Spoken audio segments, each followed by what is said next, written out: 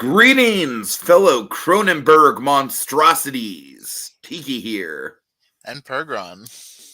And we're here to talk about the most generic, crowd-pleasing horror movie of the year. No, it's absolutely not that. It is The Substance. So, PerGron, this was on my radar a little bit, but I not as far as doing a podcast on it. And you came to me and you were like, I have thoughts. We need to talk about this. Let's go.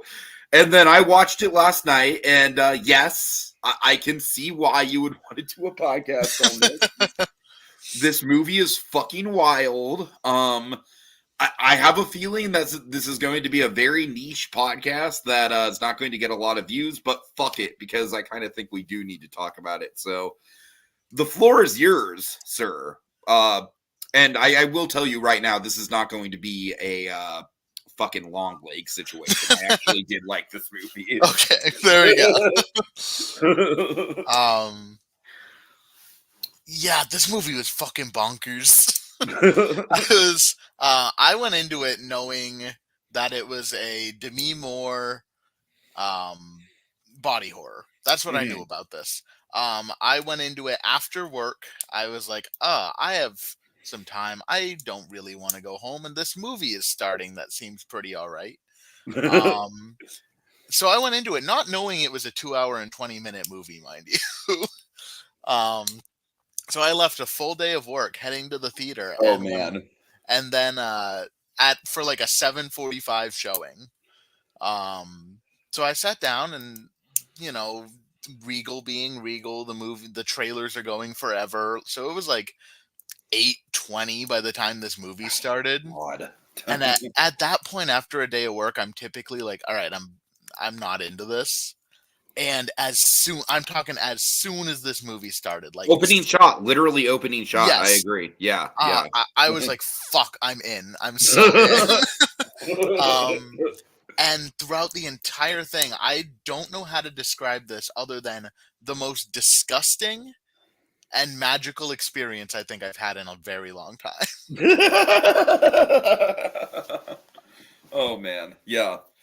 Yeah. So, do you care to? Because I imagine most people who are watching this probably have no idea what the fuck we're talking about. Yeah. Can you give like an elevator pitch for this movie? Really? Yeah.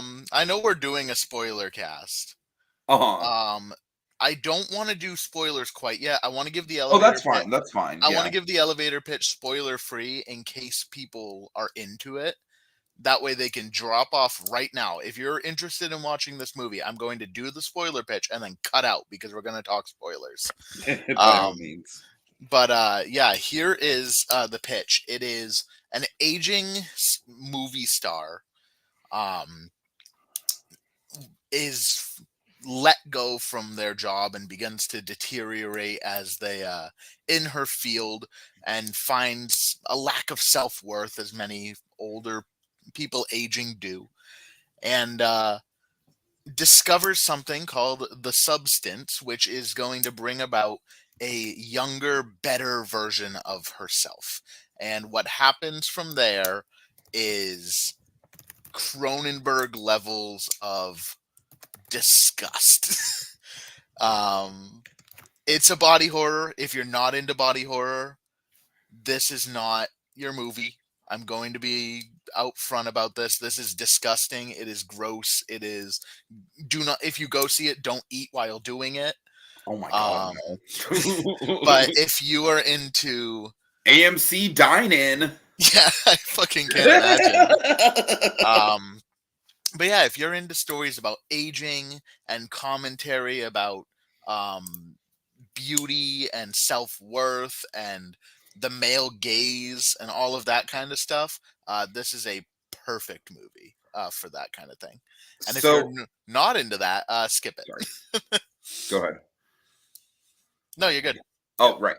So, Little Blue, yeah, if you have something, send it to me on Facebook. I just, the only thing is, I just don't know if I can fill the screen. I have a hard time with that with thumbnails, and this was kind of impromptu, so I didn't really have time to have Jacob make something up, unfortunately. But send it to me if you have if you have something that you think would work, I'd be willing to give it a shot, I guess. Anyways, yeah, so I have the most fucking bonkers, like, three-way comparison in my mind, and I think you're gonna love this. Okay, yeah, hit me. I think this movie is The Fly, most Right. obviously, Mm-hmm. mixed with Maxine, Mm-hmm. mixed with, and this is the bonkers one, but I think it fits, fucking Halle Berry Catwoman. I can see it. Just specifically because that movie is all about like the whole like the anti-aging thing. Yeah. Yeah. I saw somebody throw the Nutty Professor in there. Oh man. Yeah, I don't remember. Yeah, I don't remember who it was. It was some YouTuber, I think. Said the Nutty Professor, and I'm like, yeah, it's not the Nutty Professor, but in a way. But yeah, it really is, to me. I found it to be a really unique movie, even if it is, in a genre that is maybe not the most unique. Mm-hmm. You know what, the most when I first saw the hallway that is straight out of The Shining, I'm like, ooh, okay. Mm-hmm. But they kept coming back to it. I'm like, okay, I get it. It's the fucking hallway from The Shining. Yeah. You know what I mean? Yeah, there were a couple elements. It's kind like of that. on the nose. Yeah, I don't think the movie was subtle. And typically a movie that's what you mean the Hollywood executive played by Dennis Quaid and literally named Harvey is not subtle? What are you saying? But yeah, I'd give him, like, I'd bitch out a movie for not being subtle. I just did it to Uglies on my letterbox the other day. I was like, this movie's not subtle, it needs to die in a hole. Like, oh, Jesus Christ. I did not like that movie. But I think the lack of subtlety was the point here. In a lot of it. The Shining thing, I agree. It was like, all right. Like I said, the first time I saw the hallway, I was like, oh, okay, that's a cool homage. Right. But then they kept showing it. And they kept showing it. And I'm like, okay, guys, I get it. The Shining is a movie that exists. You know what, though? I will say that I think there is some validity to the Shining thing. Just because, obviously, the Room 237 old woman is like such a striking horror movie image. You know what I mean? Oh, yeah. It fits. Okay, thank you, Little Blue. I appreciate that. Thank you. This Eli. is the most safe for work screenshot from. You know what's funny is that this is totally unintentional, but I literally had the same exact image, like locked and ready to go. All right, seriously, Eli, I appreciate that. Yeah, thank you. All right. Better than watching our talking heads. I know, right? I was gonna suggest like maybe one of us could be Demi Moore and one of us could be Margaret Qualley. Speaking of Margaret Qualley, I mean, Demi Moore is obviously great in this movie. One thing in this movie I want to point out is that both of the leads have very little dialogue, and their performances are fucking amazing. And I love how this movie really leans on a show don't tell vibe. It really feels like something out of like the new Hollywood movement. Yeah, for that reason, you know what I mean? Not just the Shining thing, but just in general, the way that it tells its story through the visuals. Yeah, I also think the fact that the two leads, both women, not having a lot of lines where anytime a man is on screen, particularly Dennis Quaid, they're just fucking yapping. And I think that definitely added into like the conversation that the movie was trying to have. So you got to admit, fucking Dennis Quaid just playing Reagan and then jumping to this, that had to have influenced your view of the character on some level, right? It had to have. It's a double feature I would definitely recommend people do. Oh, God. The Dennis Quaid double feature. Just do Reagan to take a nap and Yeah, then watch this movie to wake you back up. right. Or watch Reagan to give you nightmares, and this one to put you to make you feel better. Like, No, good movies exist. right. Yeah, I mean, I think Dennis Quaid as a human being is a fucking, whack job. I don't think that's a controversial statement. No. um, but I do think he's a good actor. I think he has roles that he can do well, and I think this was a role that I actually did enjoy him in because you were supposed to hate him. I hated him in Reagan because I hate Ronald Reagan, and two, And that movie was like, Ronald Reagan was an amazing person who never did anything bad ever. right, it wasn't like, oh, Ronald Reagan was a human being with He was flaws. a complex person. Right, it was Ronald Reagan is literally Jesus too. But this movie, I think it's funny that Dennis Quaid accepted this movie, honestly. A little bit, yeah. I'm like, that's strange. I honestly would not be surprised if the dude just did not understand the fucking. I guarantee not. He's like, dude, I get to oogle Margaret Qualley in the buff half the time. I'm in. Oh my god, dude. Oh Jesus. One thing I want to point out really quickly, just because I don't want to make this like a beat by beat thing by any means, but that opening shot is fucking phenomenal. And then the opening montage with the Hollywood star, also fucking that was phenomenal. So good. Wonderful nonverbal storytelling. Yeah, I mean, and the way it tied back at the end too. It was genuinely amazing. All right, let's get into it. I want to also highlight Margaret Qualley, who I think is having a year. I mean, it's funny. She's made my long list for best year. I think she's on my short list, honestly. And I think it's funny because I feel like her and Kaylee Spaney. I feel like there should be like a Hollywood feud between the two of them because they are in a very similar demographic and have a very similar kind of style to them. You know what I mean? Yeah. But as far as I know, there's no beef. But yeah, it feels like the type of like, oh, there can only be one young brunette actress in this town. But maybe the fact that there's not beef between them is kind of proof that the messaging in this movie is kind of working, I guess. Maybe. Yeah. All right. So yeah, where do you want to go from here? You want to just jump into the performances? Yeah, I mean, I think both of them are really good. I don't really have a ton to say about the performances, just based on the fact that neither of them gets much dialogue. But I think from a non-verbal point of view, they're really conveying everything very well. I kind of want to just jump into the body horror. I kind of want to just like make this sort of like an exploration of how crazy and fucked this movie gets.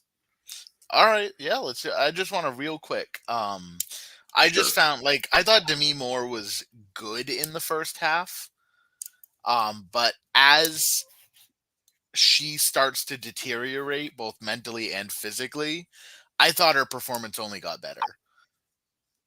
I was in for the first half when it was Demi Moore, and then I was very in when it was the naked lady from The Shining.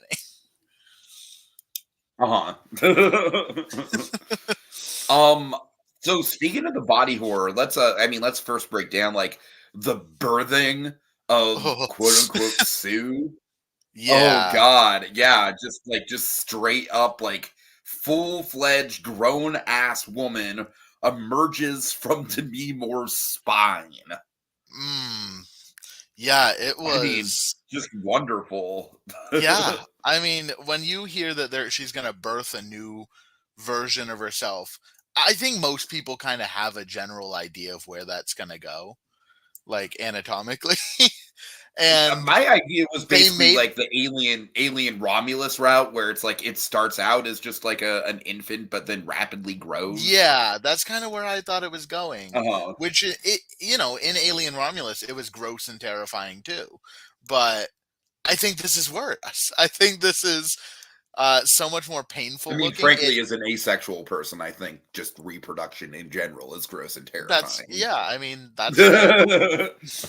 But I But digress. like, I thought this was just like, it looked so painful. Like, she did such a good job. It looked agonizing. Mhm. And the special effects, oh, the fucking special effects in this movie, it's like almost entirely practical, and in like a lot of the makeup stuff. And then this looked like, I thought her back was opening at Yeah, certain yeah, yeah. moments. Um, and that's one of the easier parts to stomach too. You know what? I don't necessarily know if I agree with that just because I kind of feel like here's my thing with the body horror in the movie. Okay. I kind of feel like once it hits a certain level of absurd, Hmm. it stops becoming true body horror and more just becomes like, "Oh my god, that's really fucked up imagery." Right. You know what I mean by that? Yeah, no, I You know totally the do. the, the particular level that I'm talking Yes, about. yeah, the last 10 minutes. Yeah, I'm like, okay, at that point, it's like I'm not wincing and being like, oh man, I can't imagine what it would be like to be that thing because it's so far above and beyond your comprehension. You know what I mean? Right. I mean, as a Cronenbergian, like fucked up creation from hell, it's awesome. I mean, the practical effects, like I'm just gonna throw this out there right now. This movie would make such a fucking good Halloween Horror Nights maze. Mm. Oh my god, dude, just make it happen. Jesus. Instead of an X maze. I mean, I love the X trilogy. I like Maxine more than most people do, but just do this instead. Jesus. Right. Um, yeah, I mean, I think for me personally, I thought like the tooth stuff, teeth really get me. Oh Um, yeah, no, the teeth and the nails and the nails. yeah, the Yeah. teeth and the nails towards the end, that got me. Uh-huh. I'm also really, really not into needles. Same, um, same. and while like, oh, she's doing the food IV, I kind of like, that's pretty standard. It's like it goes, needle, and then I kind of move on from there. There is a moment where, so for those watching who don't care about spoilers, and stuck along, um, they're in order to stay young, so they have to switch bodies every Yeah, 7 we have to days. talk about this element of it because I feel Yeah, like it's pretty critical, yeah. yeah. So the substance is not explained. I had no issue with the fact it wasn't explained. I'm If like, anything, I have issue with the fact that most movies made today feel the need to yeah, explain such like, shit. yeah, it's a black market drug. I don't care where it came from. I don't care that she like didn't test it or whatever. Like, I give me the rules. It's kind of Gremlins-esque in the rules, honestly. A little bit, yeah, Um, yeah. but yeah, so she takes this substance, and what happens is she births the new body. But in order to survive in the new body, she needs to switch back to her original body every 7 days. Mhm. And so in order to do that, she hooks the original body called the Matrix up to like a food IV, and it consumes. And once the food runs out in 7 days, she has to switch back. But on top of that, in order to survive in the new body, because she's not like becoming a new version of herself. There is another body on the floor at all times. Like, I feel But I like, do feel like they are, like, psychologically linked yeah, together, no, though, and I feel like the absolutely. movie does a really interesting job of exploring that. Yeah, I just feel like a lot of other movies would have been like, oh, she transforms into this, and then she Right, has, right. where this is like, no, there's like a whole body on the floor And at all I love times. how much time is spent, like, we get, like, a good, like, I wanna say probably a solid, like, 7 or 8 minutes when Margaret Qualley first appears, where it's like, "Okay, like, here's the step-by-step process of exactly what needs to be done in order to Right. maintain this." Yeah. So yeah, she has to stabilize herself by extracting spinal fluid from Demi Moore, Mhm. and then inject it into herself in order to stabilize. And she has to do this every day. And there is a point in the movie where obviously, um, Margaret Qualley's character Sue, who is Demi Moore, the movie tells you repeatedly they are the same. You are the Mhm. same. You are Mhm. one. But they don't act like they're one. They don't want to admit that they're one. God, it's honestly a very Murakami premise when I think about it. I Yeah, know you're kind probably of. not. Are you familiar with Murakami at all? A little bit. You've Just the fact that explained. he likes to do dual narratives that kind of mirror each Yeah. other. Yeah, Yeah, you yeah. explained it to me. You and Jokers, I think, Uh-huh. explained it to me one Uh-huh. time. But yeah, so there's a point in the movie where obviously Margaret Qualley doesn't want to go back. She's enjoying her life being young and hot and whatever.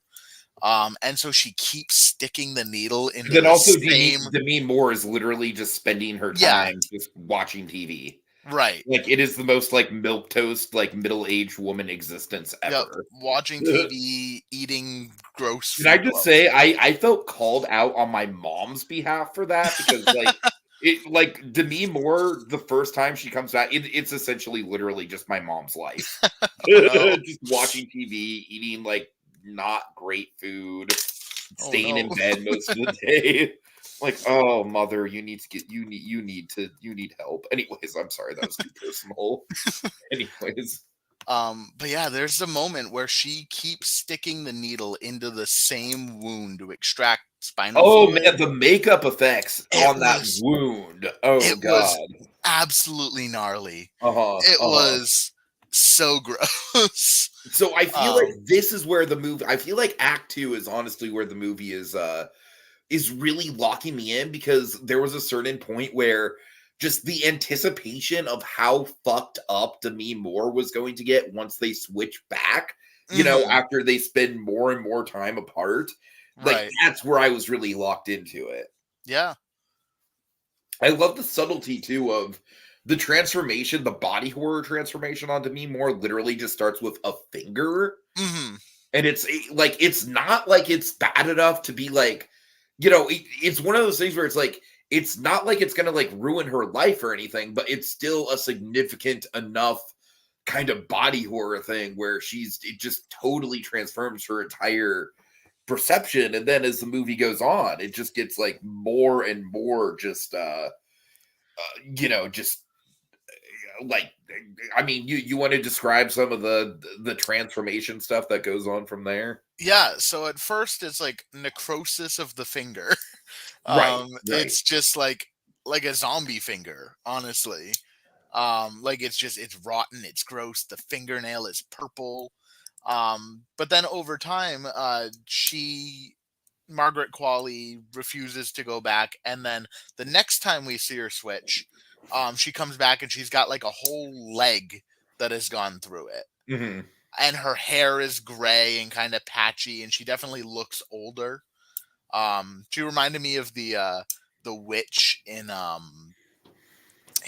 fuck the musical with Johnny Depp as the big bad wolf, Oh, Into the Into the Woods. Woods? Yeah, Yeah, a she little bit, reminded me of the yeah. witch in Into the Woods, visually. Uh-huh. And then after that, Margaret Qualley gets a job as like she's gonna do the New Year's Eve show, so she does not want to leave. And then she comes back, and it is literally just the old lady from The Shining at that point. It's Right, right, yeah. like it's hunchback. Probably even a little bit more grotesque than Yeah, that, to I be think it completely is. honest. I think it is. Like, Maybe doesn't have the same sort of, like, rotting skin that old lady yeah, has, but, like, everything else is even worse. it's like humpback, she's puffy Mhm, everywhere. It's like she looks bloated and swollen. And then you get into like after Margaret Qualley's character kills Demi Moore. When after Demi Moore tries to terminate, she's like, "I'm over this. This mhm, is terrible. My life is over." She tries to terminate Margaret Qualley, regrets it when she realizes that like that's the younger, prettier version. Which is great commentary. Brings her to life and they're alive at the same time. Margaret Qualley just somehow gained superpowers, I guess, because she is launching this old woman across the fucking this penthouse apartment. Um, and then when she kills her, she no longer has a matrix to base on. So you just see her losing fingernails, losing teeth. She pull like one tooth falls out in the sink. And I already like teeth to me are a very sensitive thing. I assume you've had the teeth falling out dream, right? I have certainly had the teeth falling out. Oh man, I gotta say that's always like one of the nightmares where it's like every time I wake up, I'm like, oh, thank God that's not happening. Oh, thank Yeah, God. when I have those, I jump out of bed and brush my teeth immediately. Right, right. But like her teeth fall out, and then she's like pulling them out, and they're like coming so easily.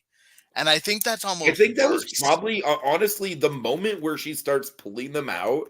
Like Mhm. my audience was actually pretty strong for this one. I had a pretty like vocal audience. It was a fun time. Mhm. But I think the most visceral reaction was probably just her continuing to pull the teeth out where everyone Yeah. was just like, "Oh my God, stop it." There's actually another recent horror movie that did that same thing where the people are like, "Oh fuck, what was it?" I Oh. know which one you're talking about. Yeah, you do. Now it's going to be on the tip of my tongue. Oh God. I swear to God, this is gonna be one of those things where it's like it's gonna drive me crazy, and then I'm gonna fucking like, and then I'm gonna know what it is when we Mhm. sign out. Horror movie in 2024 where someone pulls their teeth out. Yes, I'm doing this. Oddity. It's Oddity. Wait, no, it's not Oddity. No one fucking pulls their teeth out in Oddity. What the fuck? Oh my God, this is going to drive me absolutely insane. I hate this. I hate this. It's I'm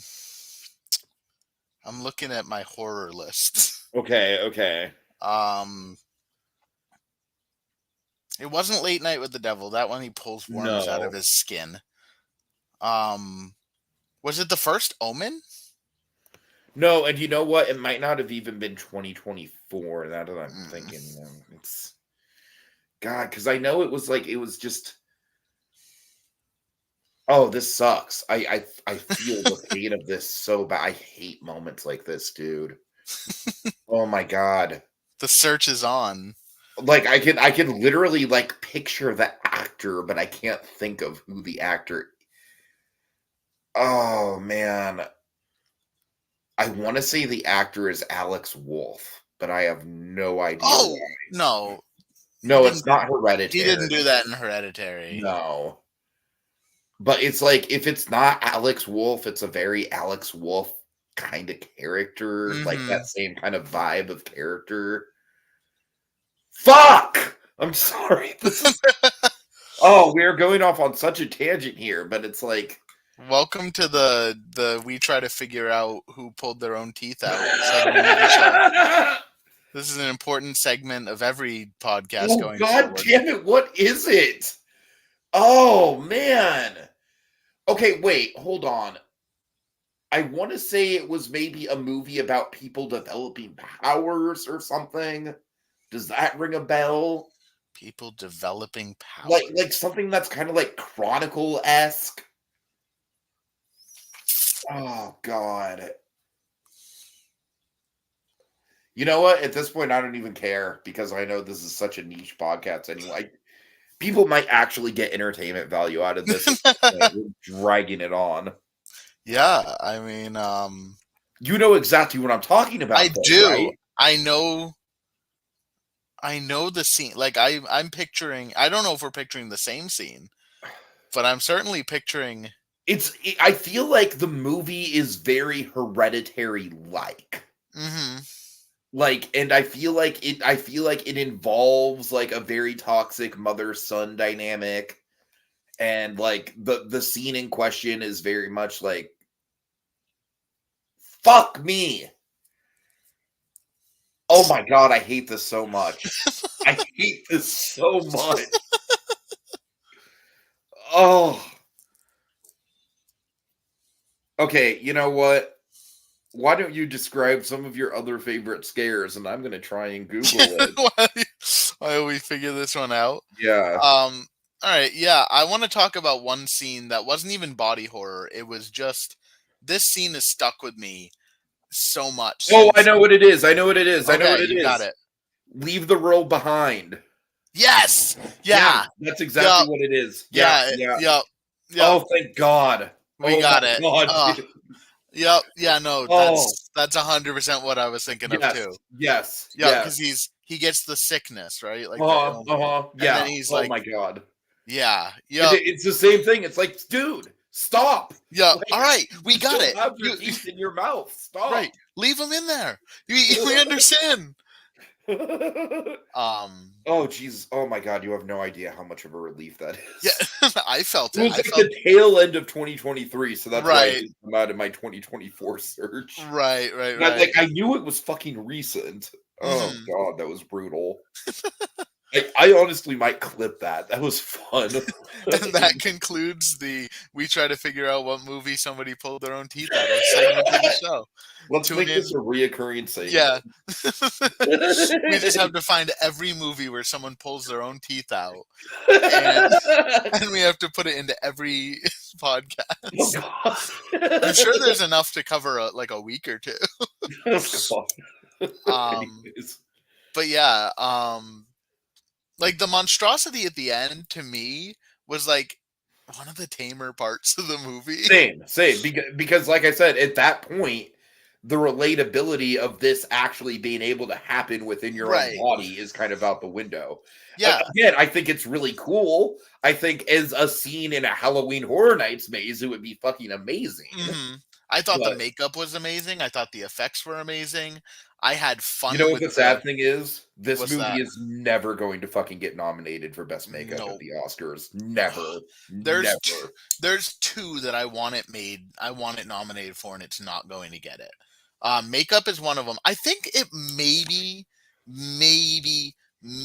could be a dark horse for makeup. You know what? You never know because The makeup is kind of traditionally the category where it's like, fuck it. We'll not just nominate Suicide Squad. Suicide Squad is the winner. right, and the fly won. Uh-huh. And I believe, I don't quote me on this, but I believe the makeup category was initially made for horror.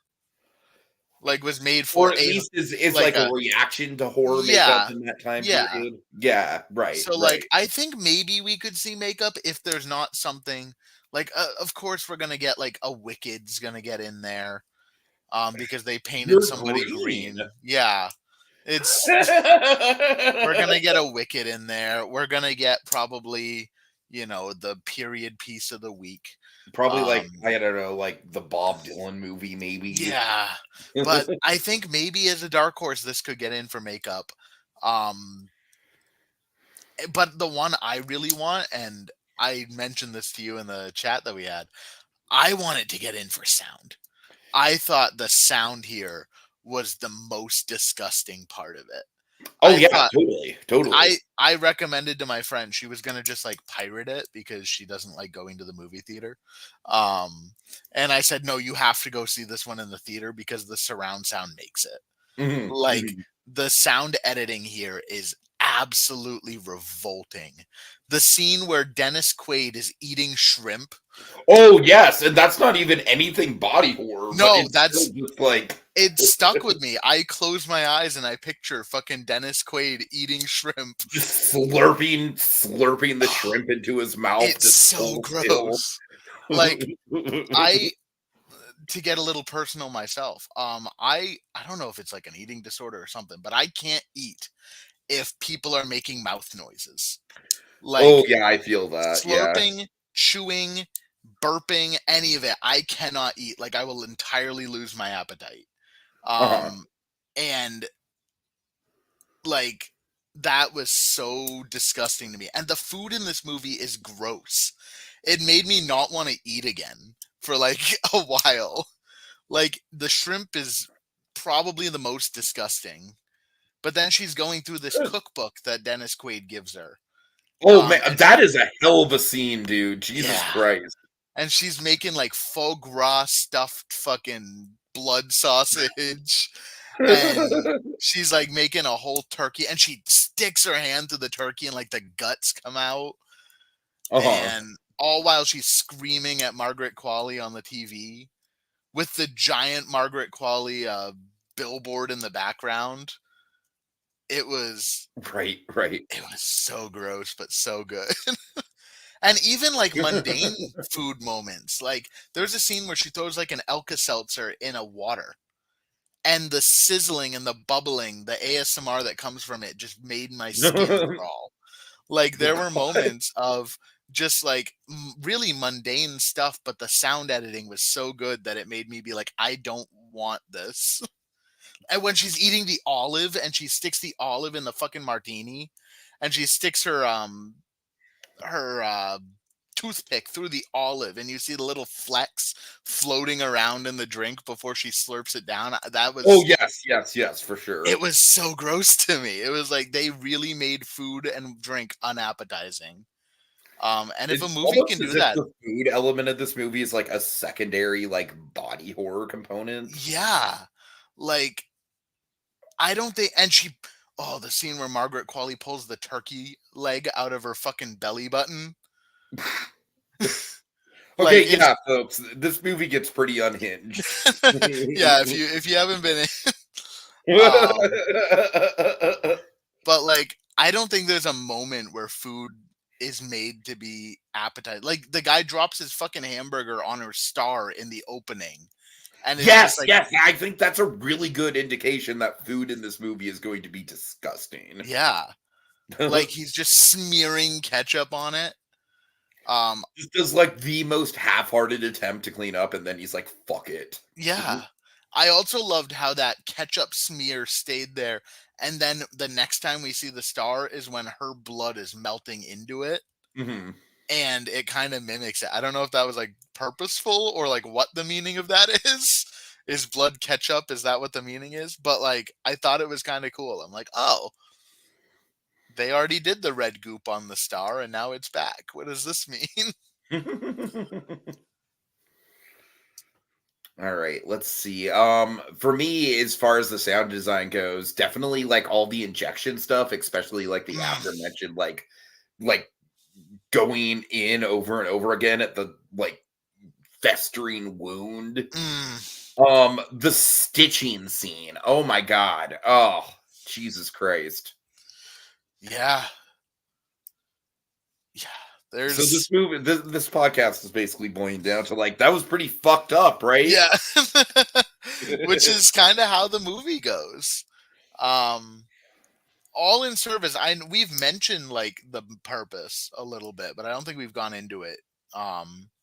It really is just a commentary on especially women aging and how it is a movie about their women are expected to stay beautiful and young, and again, it's got that Catwoman morality going right. on. And they're cast into nothingness if they don't.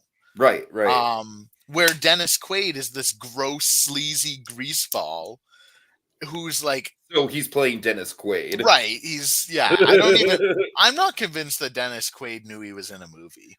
Oh, God. I think they might have just been like, Dennis Quaid, do you want to run this like exercise Dennis, show? want to go out to lunch and have a shrimp buffet? Would I? Right. And then do you want to watch a young like 20-something do like sexy dance moves for an hour? And he's like, I'm in.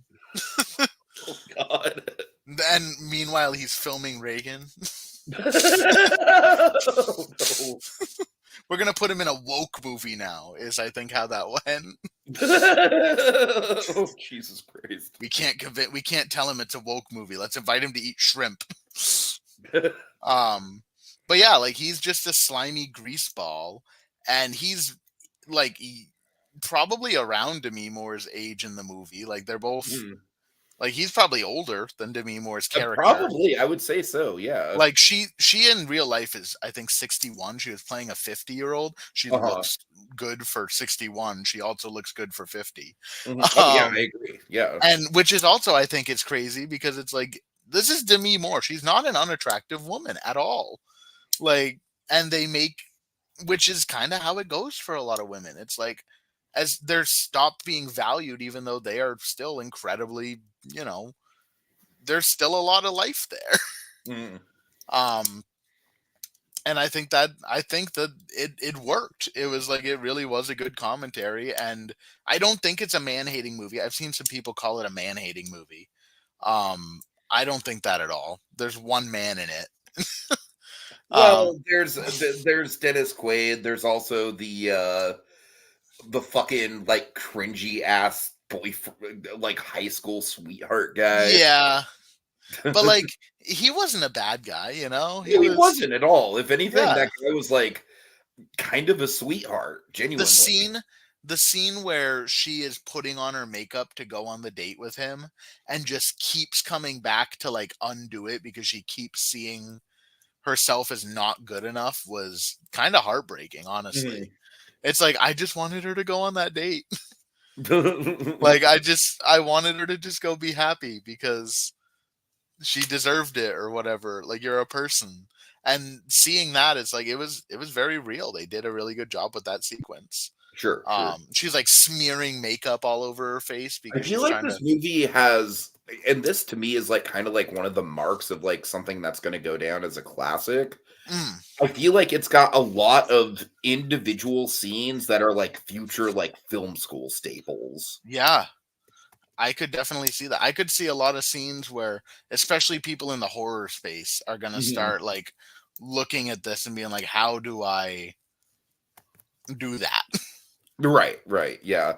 I feel like I think the Walk of Fame star montage is definitely one of them. Mm, I would say the aforementioned like the scene where Demi Moore is just going crazy with the food is definitely one of them. hmm. Yeah, I mean those are probably the two biggest ones right off the bat, and the makeup scene are probably the three right off the bat that really have film school energy in a good way. Right, right, right. Yeah, I think those are three scenes that are gonna definitely impact a lot of people. Mhm. Um, yeah, I mean, honestly, I love the ending. I did love the ending. I don't want to like make it seem like I didn't, but the ending where it gets a little too bonkers almost. Like I had a lot of fun with it, Like I but said, like I feel like at that point the body horror is out the window, but it's right, still it's effective. yeah. It honestly, to me, it was kind of a the thing moment Right, where right, yeah. because I don't see the thing as a body horror. I know it is, but I see it more as like a monster movie. It's not a body horror in the same way that The Fly is a monster Right. is a Like body like horror. to me this went from The Fly to The Thing. Uh-huh, uh-huh. Where it was like part of it was started off as The Fly and then it became The Thing at the end. You know, I've Um never actually been able to stomach watching The Fly. I just don't think I can emotionally handle it. I understand that. I think The Fly is a brilliant movie. I'm sure it is. I love The Fly. I also love Jeff Goldblum, just like in general. Well, Jurassic Park is like one of my all-time favorites, of course, Mm. because that's a basic bitch film opinion, but It's my whatever. favorite movie of all time. Well, So there don't you even go. don't even don't even pity yourself. Okay, I but have the it's just most funny that like the movie that basically gave him the Ian Malcolm role is something right. that I don't think I'm capable of watching. And it's not even for the gross out stuff. It's more so just because I am like a huge empath and I feel like I would be emotionally just way too distressed. Yeah, no, you absolutely would. Yeah, yeah.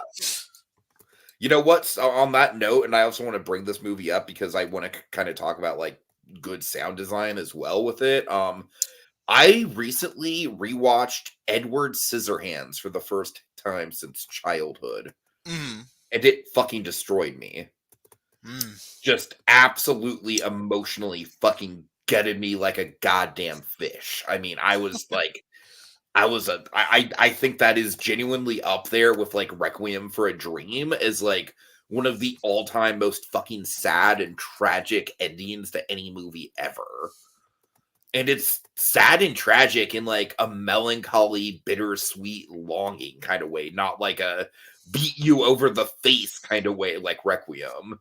Right. But yeah, I bring that up also just because I feel like the sound design in Edward Scissorhands does not get nearly the praise it should because I feel like just all the metal, Hmm. when he's moving around, like it just adds so much tension that would not be there if the sound design wasn't as on point. Yeah, I can see that. I don't know, I just it's been a minute since I've seen Edward Scissorhands. fair enough, fair enough. It's Oh, I'm very lukewarm on Tim Burton at best. I mean, that's fair. I just think Edward Scissorhands is like his definitive masterpiece. Hmm. Like, if any movie of his were to be called a masterpiece, I would say it's that one. Yeah, that's fair. Mhm. It's been a minute, but it's definitely up. All right, all right. I don't mean to dwell on No, it. that's all right. Um, yeah, I mean, I want to just real quick, unless you have anything else to say about the movie. No, I think I'm good. Okay. You want to real quick. We're not going to lock anything in, but you want to talk about the Golden Tikis for a minute because I have this in my long list for a lot. I haven't done my short list yet because the movies are still coming out. But I have When I this on say a short list, I mean short list so far. right. Yeah. But I have this on my long list for a lot of things. Yeah, I mean, I think sound is going to be one that definitely is going to creep in there. I mean, Mm, we already put Twisters in there, and I can say right now, I think this movie deserves to be up there more than Twisters does. All due mhm. respect to Twisters. So yeah, I definitely think that'll be there. I feel like, do you think I could totally see like a Challengers Boys style situation, like with a Demi Moore, Margaret Qualley split nomination? How would you feel about that? I wouldn't be against it. Yeah, or do you think Margaret Qualley comes in too late for I that? have Margaret Qualley under supporting actress. That's fair. I just think if we have the Challengers Boys, and I love the Challengers Boys as a Right. nomination. I think that's a yeah. I mean, we could definitely Substance see where Pals. that goes. Um, I've got Demi Moore and actress. I've got Margaret Qualley and supporting actress. I would say makeup is a shoe-in. Wait, Makeup. is makeup not a category though? I don't We think that's a category. we don't have makeup, but we do have visual effects, which I put it into. I don't want to call that a lock yet, but yeah, Yeah, I would it's consider yeah. it. I've got Dennis Quaid in Weirdest Little Creep in my Oh, long absolutely, no list. question. Yes. I've got in cinematography. I found a lot to love about the cinematography here. Yeah, I think for again with the visual language, yeah. I think I also have it in screenplay, though I don't have it in director. I Um, don't think I'd have it in either one of those. I mean, I've got, screenplay just because there's not really that much dialogue, and I know dialogue's not everything to a screenplay, but um, and then I've got Margaret Qualley in Best Year Award. yes, yes. Because she had, I mean, Drive Away Dolls was okay, She was easily the but best part she of was the it. best part about it. Easily. Yes, Kinds yes. of Kindness was okay, but She I was thought one she of the was better really good. parts. Yeah. Yeah. And then this. I So also I think think, if you look back to last year, she was in a couple bangers. yeah, I mean, she was in Poor Things. Yeah, she was in Poor Thing. She was in I don't know if you saw oh, is it called Solid okay, now what Tiki's gonna have to remember what the movie's called. She plays a dominatrix. Do you know what movie I'm talking about? Does that ring a bell? It does not. Okay. Then it's gonna be kind of pointless for me to even look up the name, but I digress. Was it Sanctuary? Yes, it was Sanctuary. Yeah, Sanctuary. that is the one. That is the one. She was great in that. But yeah, and I know her from The Leftovers, and she plays like the very average teenage daughter in The Leftovers. Like she's pretty much like the everyman character in that show. Like everyone else is going crazy, and she's just kind of like, meh, I'm here. I'm a teenager, I guess. And then now her career is just fucking wild. It's really hard Yeah. to see her take off Go like play with Yorgos Lanthimos for a little bit. right, right. um, yeah, I mean, I know her from Once Upon a Time in Hollywood, and from Oh the yeah. Oh, that's another big one. I feel like that was probably her breakout. Yeah. yeah, and she was also in The Nice Guys, a movie that I think is so underrated. I think The Nice Guys is such a good movie. That was like where Ryan Gosling first got his like real comedy chops, I think. Yeah, like I think if you come away with anything from this, and this movie does not seem like your thing, go watch The Nice Guys. If the substance is not for you, go watch The Legit, Nice the Nice Guys. Guys would be a really good palate cleanser to this Yeah, movie. it's it's a great movie. This is also a great movie. Oh, But yeah, so we're not going to lock anything in. There's still a lot of movie left to come out this year. I Um, honestly like. I feel like this year it's so interesting because I feel like by and large, a lot of the stuff that's come out this year has just been okay. mm, But the stuff that's hit has like it's hit so really hard. fucking hit. Yeah, yeah. Yeah, we've had some great movies this And year. I feel like I don't like last year's Oscar season to me was frankly a little bit on the other underwhelming side. Yeah, it was just super predictable. Like I didn't love Poor Things in the way that most people do. I thought it was like I felt like every Oscar movie, including Oppenheimer, for me Mhm. had definitely had stuff to really like about it, but none of the movies kind of came together as like, yes, that'll be a movie that I'm gonna like watch over and over again. You know what I mean? Yeah, I mean, I was the same way except for the holdovers. Um, I mean, I love the holdovers. I feel like I feel like that's gonna be like a once a year thing for me, yeah. but you and me have had this discussion Oh before. yeah. I think it's an East Coast West Coast thing. Yep. I'm West Coast, so I'm team sideways. Yep. But yeah, I feel I like those movies really are kind of mirrors of each other, they though. are. But yeah, I think yeah, I'm excited for this year's Oscars in that I don't know where it's gonna go. Yeah, Um, there's no Oppenheimer. There's like I would say even the year that Everything Everywhere once it everyone Everything Everywhere won. I mhm, feel like at this point it was already kind of like, yeah, it's probably going to be Everything Everywhere. But yeah. no, there's nothing like that this year. It's pretty wide open. Yeah, and I mean looking at the stuff like the one that I've seen the most buzz about, The Brutalist, we don't even know if it's coming out. Right. Like it might not come out this year. So, and then like I know a lot of people are talking about the new Mike Flanagan movie, Wait, with Tom Hiddleston. what? I My didn't name is even know fucking Mike Flanagan had a movie yeah, coming out. it's not a horror movie. What? Yeah, it's My Name is Chuck. His name is Chuck. The Life That's of a Chuck. fucking Mike Flanagan movie? Yep, The Life of Chuck, and it's getting like really good reviews. That's crazy. It just won at it just won like a People's Choice Award Mhm. at one of the film fests. Was it TIFF? Because TIFF just wrapped up. I don't think it was TIFF. I think it was um the one in France. Um The um Pandora? no, it wasn't TIFF. It was at TIFF? Okay. Yeah. This year's Toronto Film Festival Audience Award. Nice, nice.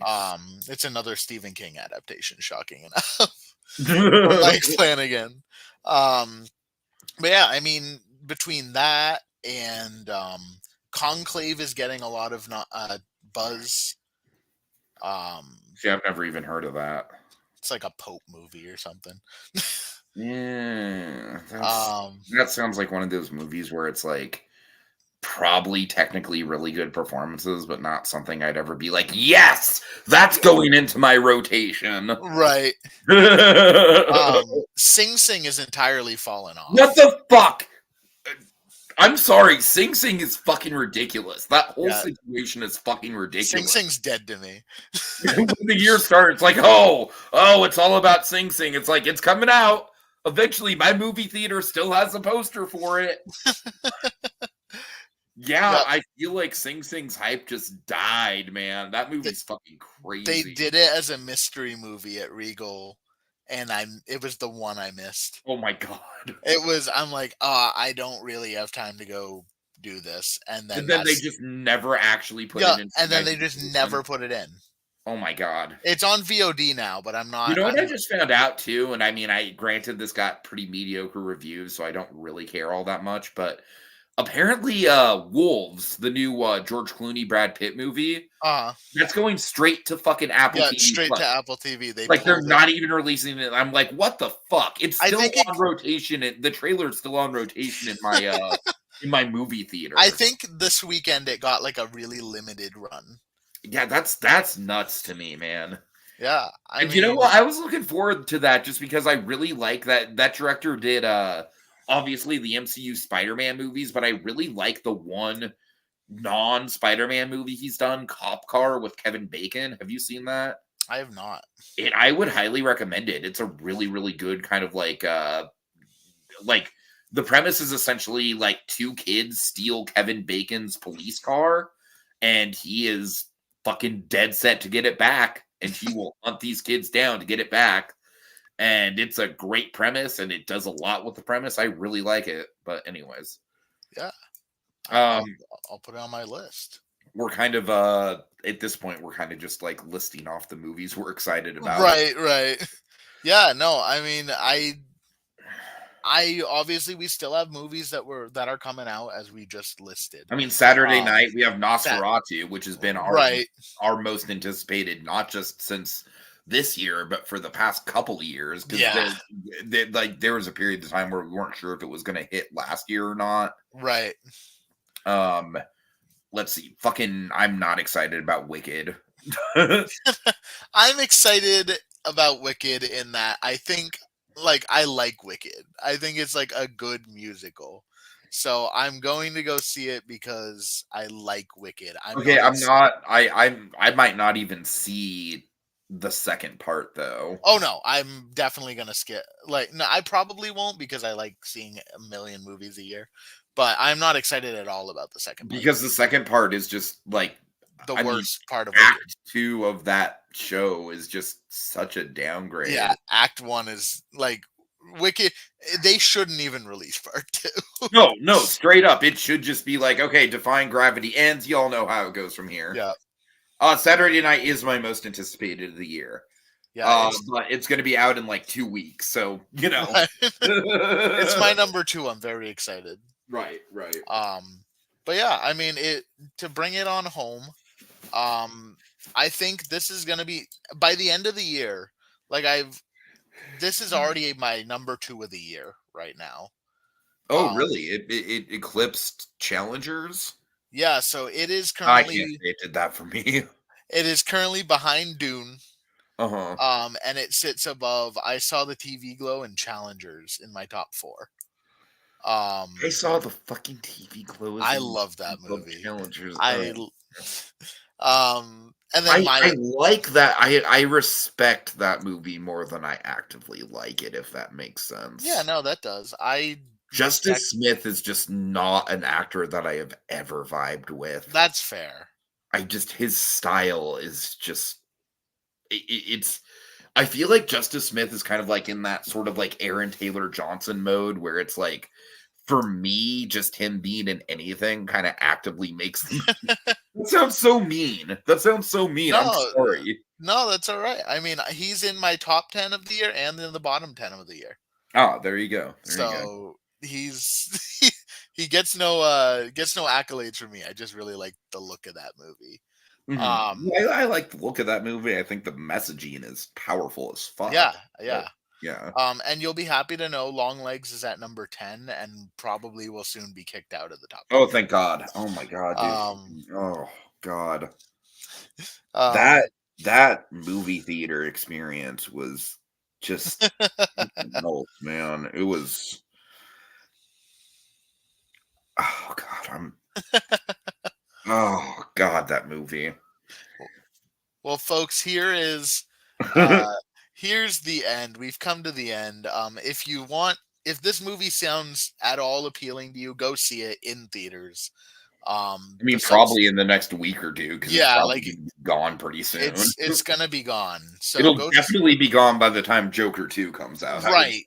Right, which is a shame because I'm not excited for that movie at all. I'm seeing Jokers 2 with Mandy and Reith the Saturday that I'm going to Scary Farm.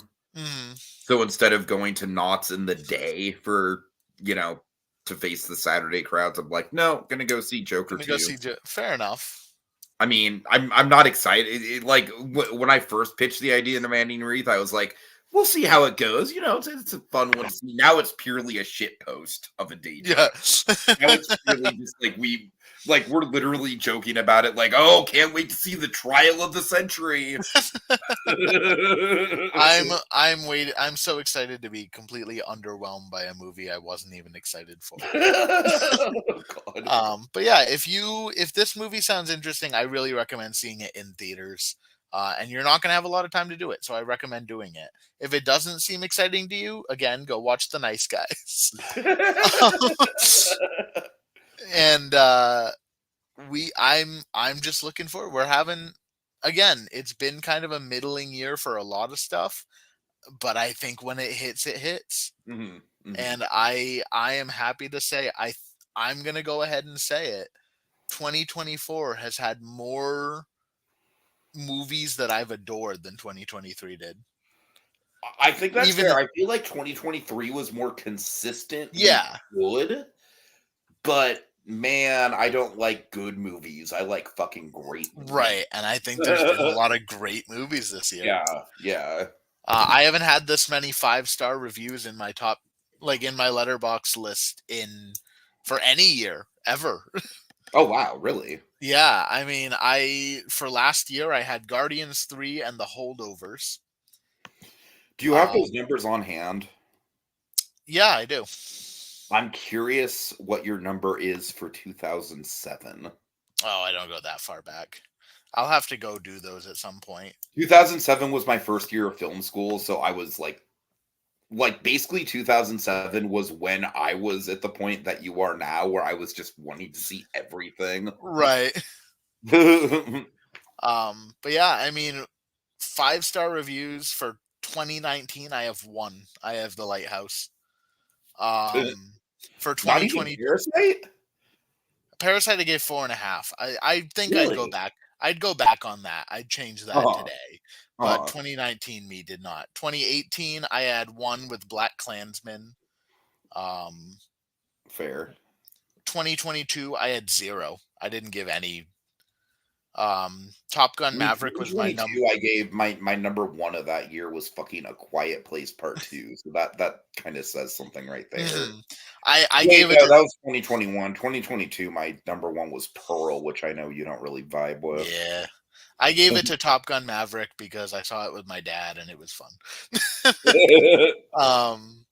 And then 2023 I gave 2. I gave Guardians and The Holdovers. Hell yeah, Guardians. That was my number one of the year. Yeah, mine too.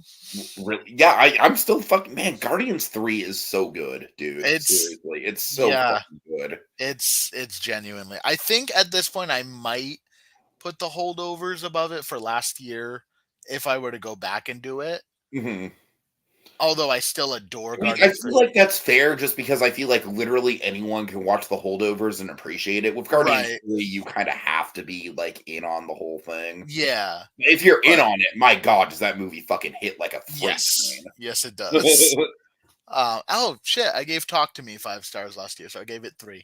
I gave 3 movies 5 stars. The thing with Talk to Me is like I vividly remember the initial like the fucked up possession scene, Mm-hmm. and I love the ending. Mm-hmm. Literally everything else about that movie kind of blends together for me a little That's bit. fair. Fair enough. It's a really good movie. I just feel like the highs of that movie kind of overshadow the rest of it. Yeah, that's fair. But yeah, so I'm excited to keep going through this year of film. We're getting into the award season, so we're gonna get a bunch of pretentious bullshit nobody cares about. It's gonna be awesome. But go see The Substance. Give it some love. All right. Okay, so big thanks to Little Blue in the comments, also Sonia Pantoja giving us a shout out, as well as Slasher Fred giving Demi Moore a shout out. Okay, y'all, have a good night. See y'all later. Bye-bye. Bye-bye. Why the random Star Tours reference? I do not know. Oh, fuck. You know what? I don't know if this is... Come on, end.